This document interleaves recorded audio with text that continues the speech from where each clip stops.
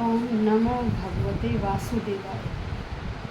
प्यारे भक्तों, हम श्रीमद् भगवद गीता के अध्याय 3 कर्म योग का श्रवण कर रहे हैं। कल हमने श्लोक संख्या 39 में श्रवण किया था कि श्री कृष्ण अर्जुन को कह रहे हैं कि जो व्यक्ति काम और क्रोध से घिरा रहता है वह व्यक्ति अग्नि की तरह प्रतिदिन जलता रहता है। जैसे अग्नि जलती है वह भी इन दोनों के आवेश में अपने आप को जलाता रहता है। तो आज हम श्लोक संख्या 40 का श्रवण करेंगे, जिसमें बताया गया है कि जो ये काम क्रोध है यह कहाँ रहता है। हमारे मन, बुद्धि और इंद्रिय, इन तीनों में यह काम और क्रोध रहता है। यही इनका निवास स्थान है। और उससे जब व्यक्ति ढका रहता है तो वह अभिमानी हो जाता है, अहम भावना आ जाती है व्यक्ति में। और जहाँ व्यक्ति में अहम भावना आ गई तो वहाँ व्यक्ति किस ओर चल पड़ता है, अपने विनाश की ओर, क्योंकि वह अपने बराबर समझता ही नहीं। तो भगवान का नाम, भजन, संकीर्तन तो उसे कोसों दूर रह जाते हैं। वह अपने में लीन रहता है कि मेरे बराबर संसार में कोई नहीं। उसे हर चीज़ का मद हो जाता, हर चीज़ का घमंड हो जाता, रूप का घमंड, फिर वस्त्रों का घमंड, पैसे का घमंड, घर का घमंड, धन दौलत का, उसे हर तरह का घमंड पैदा हो जाता है। और आपको पता है कि घमंडी का सिर हमेशा नीचा होता है, इसलिए हमें कभी भी घमंड नहीं करना चाहिए। क्योंकि जो व्यक्ति ऊपर की ओर थूकेगा तो वो थूक कहाँ गिरेगा, नीचे ही, उसी के ऊपर ही गिरेगा। ठीक है, तो आइए अब श्लोक संख्या 40। इंद्रियाणि मनोबुद्धिरस्याधिष्ठानम् उच्यते एतै विमोहयत्येष ज्ञानम आवृत्य देहिनम्।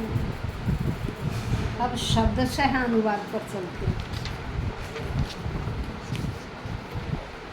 इंद्रियाणि, इंद्रियां, मन है मन, इंद्रिय मन, बुद्धि और बुद्धि, इंद्रिय मन और बुद्धि, अस्य अधिष्ठानम, अस्य इसका, किसका, जो काम है ना उसका। भाई काम जब पूरा नहीं होता तो हमें क्रोध आता है, तो कह रहे हैं इसका, किसका, काम का। अधिष्ठानम, अधिष्ठान होता है निवास स्थान, उच्यते कहा जाता है। इंद्रिय मन और बुद्धि, इस काम का निवास स्थान बताया जाता है। एतई, इन सब से, एतई इन सब से, इन सबों से, विमोहयति, मोहग्रस्त रहता है। इन सब से, किन से, मन, बुद्धि और इंद्रिय, इन सब से विमोहयति, मोहग्रस्त करता है। ये चीज़ें क्या करती, मोहग्रस्त करती हैं। एष है यह काम, ज्ञानम, ज्ञान को, आवृत्य ढक कर, देहिनम, शरीरधारी का, कि यह जो काम है शरीरधारी के ज्ञान को ढक लेता है, उसको मोहग्रस्त कर देता है।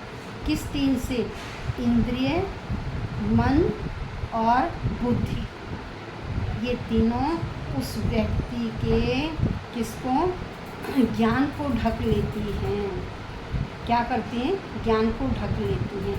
यहाँ भगवान जो श्री कृष्ण है वो संकेत कर रहे हैं कि जिससे शत्रु को जीतने वाला यह जान ले कि शत्रु कहाँ पर है। शत्रु को जीतने वाला व्यक्ति यह जान ले कि शत्रु कहाँ पर है। समस्त जो इंद्रियां हैं ना, समस्त इंद्रियों के जो कार्यकलाप हैं वो केंद्र बिंदु है, उस काम के केंद्र बिंदु है कौन, समस्त इंद्रियों के कार्यकलाप। और उन इंद्रियों के साथ कौन लगा रहता है भाई, इंद्रियों के साथ मन, मन भी उसी तरफ भाग जाता है जिस तरफ इंद्रियां जाती हैं।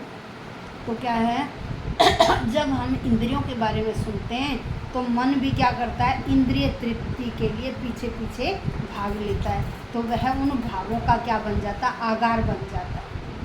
फिर कह रहे हैं कि मन और इंद्रियां काम की शरण स्थली हैं, वो इनको शरण देती। कौन? मन और इंद्रियां किसको शरण देती? काम को देती। फिर कहा कि देखिए बुद्धि है ना, बुद्धि, मन और इंद्रियां आ गई। अब बुद्धि क्या है, आत्मा का बिल्कुल पास में रहती है। बुद्धि हमेशा आत्मा के पास में रहती है। और जब काममय बुद्धि से आत्मा प्रभावित होती है ना, तो उसमें अहंकार उत्पन्न होता है। जब काममय बुद्धि से, क्योंकि बुद्धि आत्मा के नियरेस्ट है, जब काममय बुद्धि से आत्मा प्रभावित होती है तो मनुष्य में अहंकार उत्पन्न होता है।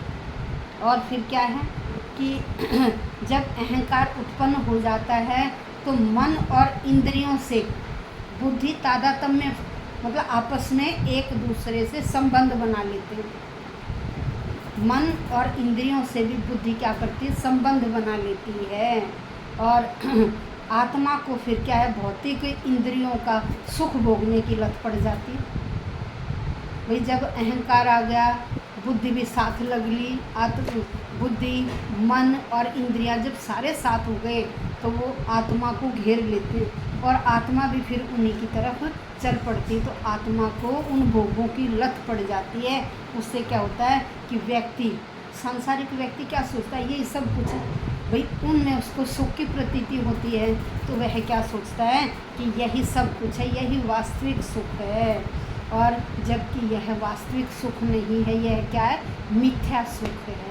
तो श्री कृष्ण यही समझा रहे हैं कि देखिए व्यक्ति इस काम और क्रोध के उसमें घिर जाता है और आत्मा भी क्या करती है, उन सब से घिरी होने के कारण उसे भी क्या पड़ जाती है, लत पड़ जाती है उन भोगों को भोगने की। तो श्री कृष्ण अर्जुन को यह समझा रहे हैं कि आपको क्या करना है, अपने अहम को छोड़ना है। जब व्यक्ति अहम को छोड़ देगा तो उसका साक्षात्कार किससे होगा, आत्मा से। यदि आत्मा को यदि वो अहम को नहीं छोड़ेगा तो वो अपने आत्मा के स्वरूप को पहचान ही नहीं पाएगा। वह तो मन, बुद्धि और इंद्रियों के इन तीनों के तिकड़म जाल में ही फंस जाएगा और इस सांसारिक भोग विलास में ही डूबा रहेगा। यह श्री कृष्ण ने अर्जुन को श्लोक संख्या 40 में बताया। तो कल हम श्लोक संख्या 41 का श्रवण करेंगे। ओम नमो भगवते